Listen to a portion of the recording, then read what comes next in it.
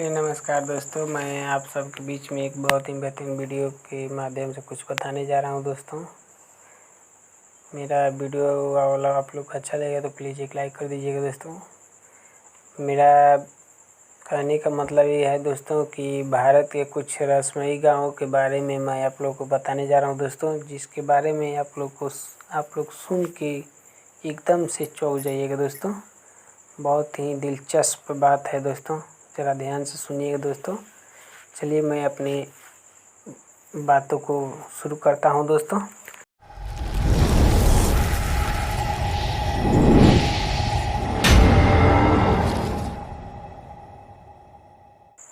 अजब गजब बातों और रहस्यमय से भरी है। कई बार तो ऐसी जानकारी मिलती है कि उस पर हैरत करे या विश्वास समझ नहीं आता है। दोस्तों, आज भी हम आपको कुछ ऐसी दिलचस्प बातों से रूबरू कराने जा रहे हैं। हम आपको भारत के कुछ ऐसे रहस्यमयी गाँव के बारे में बताने जा रहे हैं दोस्तों, जिसके बारे में आप शायद ही कहीं सुने होंगे, और जब सुनेंगे भी तो खुद ही चौंक जाएंगे। दोस्तों, चलिए अब शुरू करते हैं। दोस्तों, मेरा पहला है मालाड़ा, हिमालय का एथेंस। क्या आपने सही सुना, मालाड़ा गांव है वो, हिमालय का एथेंस है। तो चलिए, हिमाचल प्रदेश के कुल्लू ज़िले में बसा है मालाड़ा गांव। ये गांव अपने आप में काफ़ी रहस्यमयी और दिलचस्प है। सबसे पहली बात तो यह है दोस्तों, आपको यहाँ कुछ भी छूने की इजाज़त नहीं है। आप यहाँ कुछ भी छू नहीं सकते, कोई भी वस्तु को छू नहीं सकते हैं। अब इसके पीछे की वजह भी जान लीजिए दोस्तों। दरअसल मालाड़ा निवासी आप अपने आप का सर्वश्रेष्ठ मानते हैं। ऐसे में किसी बाहरी इंसान ने अगर उनके मंदिर, घर, यहाँ तक कि दुकानों को भी छू लिया तो उस पर 1000 से 2000 तक जुर्माना लगा देते हैं। यहाँ के निवासी भारत का संविधान भी नहीं मानते। इनके अपने सदन हैं और इसके अपने नियम कानून हैं, जिसका वो बेहद सख्ती से पालन करते हैं। इनका कहना कि नियम तोड़ने से हमारे देवता नाराज़ हो जाएंगे, जिससे पूरा गांव तबाह हो जाएगा। गांव वाले जमुलू ऋषि की पूजा करते हैं। इस गांव के इतिहास के मुताबिक जमुलू ऋषि ने ही इस गांव के नियम कानून बताए थे। इस गांव का लोकतंत्र दुनिया का सबसे प्राचीन लोकतंत्र में से एक है। ऐसा माना जाता है कि जमुलू ऋषि को आर्यों से भी पहले से पूजा जा रहा था। इनका उल्लेख पुराणों में भी आता है। अब कुछ और दिलचस्प बातें यहाँ की। लोग खुद आर्य का वंशज मानते हैं, लेकिन एक अन्य परंपरा के अनुसार वो खुद को सिकंदर का वंशज मानते हैं। गाँव वालों के मुताबिक जब सिकंदर ने भारत पर आक्रमण किया तो उसके कुछ सैनिकों ने सेना छोड़ दी और यहाँ आकर बस गए। वहीं यहाँ साल में एक बार फागली उत्सव मनाया जाता है, जिसमें ये लोग मुग़ल सम्राट अकबर की पूजा करते हैं। यहाँ आने वाले टूरिस्टों को गांव में रुकने पर मनाही है। वो लोग गांव के बाहर टेंट में रह सकते हैं। यहाँ की भाषा भी कुछ अलग है। यहाँ की बोली में आपको ग्रीक, संस्कृत और तिब्बत की कई बोलियों की मिश्रण मिलेगा, जो आसपास की किसी भी बोली भाषा से मेल नहीं खाती है। चलिए दोस्तों, अब इसी के साथ हम दूसरे नंबर पर चलते हैं। टिलटेपक, जहाँ इंसान से लेकर पशु तक भी सब हैं अंधे।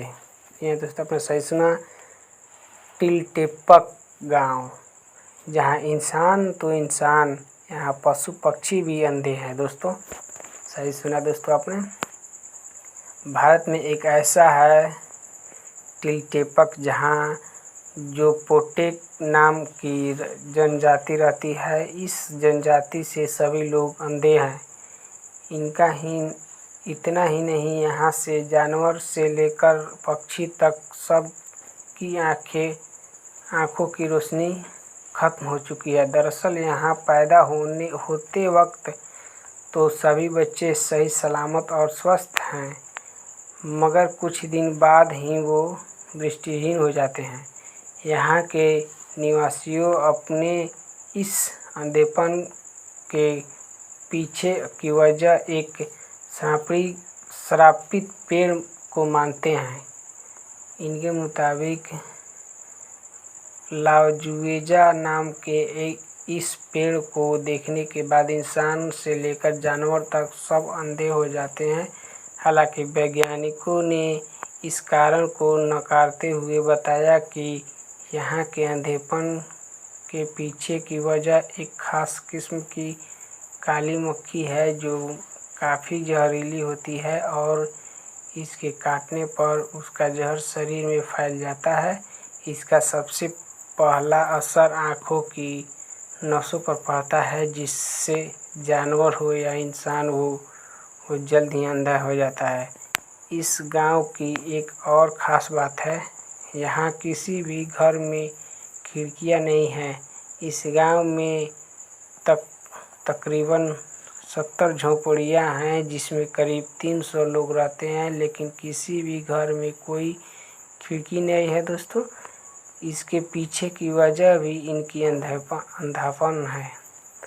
आँखों की रोशनी चले जाने के बाद इन्हें सूर्य की रोशनी से कोई फ़र्क नहीं पड़ता, जिस कारण यहाँ किसी की झोपड़ी में कोई खिड़की नहीं होती है। चलिए इसी के साथ तीसरे नंबर पर चलते हैं, मत्तूर गाँव। ये दोस्तों सही सुना आपने, मत्तूर गाँव। इस गाँव में हिंदी मुस्लिम सब बोलते हैं संस्कृत। जी हाँ दोस्तों, आपने सही सुना, इस गांव में हिंदू और मुस्लिम सब बोलते हैं संस्कृत भाषा। कर्नाटक में की राजधानी बेंगलुरु से करीब 300 किलोमीटर दूर बसा है मत्तूर गांव। इस गांव की खासियत यह है कि यहाँ के निवासी आम बोलचाल की भाषा में कन्नड़ नहीं संस्कृत की इस्तेमाल करते हैं। यहाँ बच्चे से लेकर बुजुर्गों तक भी, हिंदुओं से लेकर मुसलमानों तक सभी आपस में संस्कृत भाषा में ही बात करते हैं। 10 साल की उम्र में ही बच्चों को वेदों की ज्ञान दे दिया जाता है। यहाँ के गाँव वालों बताते हैं कि करीब 600 साल पहले से लेकर केरल के संकेथी ब्राह्मण समुदाय के लोग यहाँ आकर बस गए थे, तब ये यहाँ संस्कृत ही बोली जाती है। हालांकि बाद में यहाँ के लोग कन्नड़ भाषा बोलने लगे, लेकिन 35 से 40 साल पहले पेजावर मठ के स्वामी ने इसे संस्कृत भाषी गाँव बनाने का आह्वान किया, जिसके बाद मात्र 10 दिनों तक रोज़ 2 घंटे अभ्यास से पूरा गांव संस्कृत में बात करने लगा। मत्तूर गांव में 500 से ज़्यादा परिवार रहते हैं। इसकी संख्या करीबन 3500 के आसपास है। वहीं मध्य प्रदेश में भी एक गांव है जहां हर कोई केवल संस्कृत में बातचीत करता है। वो गांव है राजगढ़ जिले के झीरी गांव। 1000 की आबादी वाले इस गांव में 70% लोग संस्कृत में बात करते हैं।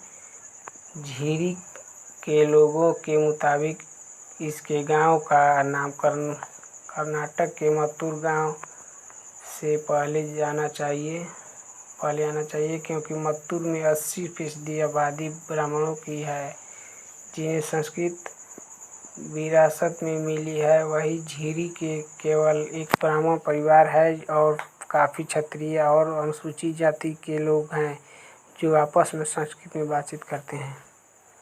चलिए इसी के साथ एक और गांव में चलते हैं दोस्तों, कुलधारा। या दोस्तों आपने सही सुना, कुलधारा रायसो में लिपटा है वीरान गांव। राजस्थान आनेपन में कई तरह के रहस्यों से समेटे हुए हैं।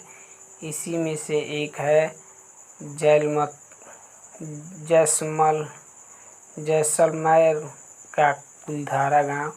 करीब 170 साल पहले इस गांव के सभी निवासी रातों रात इस गांव को छोड़कर चले गए। इस गांव के वीरान होने के पीछे दो कहानियां प्रचलित हैं। पहली कि यहाँ के शासक सलीम सिंह की बुरी नज़र गांव की एक खूबसूरत लड़की पर पड़ गई। वो ज़बरदस्ती उस लड़की पर शादी करने का दबाव बनाने लगा। हालांकि गांव के लोगों को अपने सम्मान और गौरव के खिलाफ इस तरह की शादी मंजूर नहीं की थी। ऐसे में गांव की मुखिया ने फैसला लिया कि वो रातों रात इस गांव को छोड़कर चले जाएंगे। जाते वक्त उन्होंने इस गांव को श्राप दिया कि इस जगह पर कभी कोई बस नहीं पाएगा। वही दूसरी कहानी मुताबिक यहाँ का शासक सलीम सिंह ब्राह्मणों पर बहुत अत्याचार करता था। उसके अत्याचारों से दुखी होकर ब्राह्मणों ने गांव छोड़ने का फैसला लिया। लेकिन जाते वक्त उन्होंने गांव को श्राप दे दिया कि इस जगह पर कोई भी बस नहीं पाएगा। खैर, कहानी जो भी सच्ची हो, लेकिन ये तो सच है कि इस जगह पर आज तक कोई बस नहीं पाया। चलिए अब इसी के साथ आपके लास्ट है कोढ़नी गांव। जी हाँ दोस्तों, आपने सही सुना, कोढ़नी। ये है जुड़वा लोगों का गांव। जी हाँ दोस्तों, आपने सही सुना, कोढ़नी। यह है जुड़वा लोगों का गांव। आमतौर पर किसी के परिवार में एक या बहुत हुआ तो 2 जुड़वा बच्चे होंगे। खैर, किसी परिवार में तो एक भी नहीं होते। लेकिन केरल का एक ऐसा गांव है जहां हर परिवार में 2 से 3 जुड़वा बच्चे हैं। यकीन नहीं होता, लेकिन ये सच है। अगर वैश्विक स्तर पर देखा जाए तो 1000 बच्चों पर 4 जुड़वा पैदा होते हैं। एशिया में तो यह दर 4 से भी कम है। लेकिन केरल में कोढ़नी गांव में हर 1000 बच्चे पर 45 जुड़वा बच्चे पैदा होते हैं। इस मुस्लिम बहुत क्षेत्र की कुल आबादी 2000 है। इस गांव में घर, स्कूल, बाजार, हर जगह हम शक्ल नज़र आते हैं। ऐसा बताया जाता है कि इस गांव में जुड़वा जोड़ों में सबसे उम्रदराज 65 साल के अब्दुल हकीम और उनकी जुड़वा बहन किन्ही कदिया हैं। ऐसा माना जाता है कि इस गांव में तभी से जुड़वा बच्चे पैदा होने शुरू हो गए थे। शुरू में तो सालों में कोई इक्का दुक्का जुड़वा बच्चा पैदा होते थे, लेकिन बाद में इनमें तेज़ी से आई और अब तो बहुत ही तेज़ रफ्तार में जुड़वा बच्चे पैदा होते हैं। जी हाँ दोस्तों, इसी के साथ मेरा वीडियो समाप्त हुआ दोस्तों। और मेरा वीडियो आप लोग को अच्छा लगा हो तो प्लीज़ एक लाइक कर दीजिएगा दोस्तों। और अगर मेरे वीडियो में कुछ त्रुटि हुई हो तो प्लीज़ कमेंट बॉक्स में ज़रूर बताइए दोस्तों। और मेरे चैनल पर नए हो तो प्लीज़ सब्सक्राइब कर लीजिए दोस्तों। अब तुम लोग गलती से अगर नए हो तो सब्सक्राइब करो। वो जो लाल वाला बटन है उस पर अपने जीजा जी फेंक के मारो या फूफा जी, मुझे नहीं पता, बस क्लिक हो जाना चाहिए। अब मैं भी जा रहा हूं, मुझे मुठिया पेलने जाना है।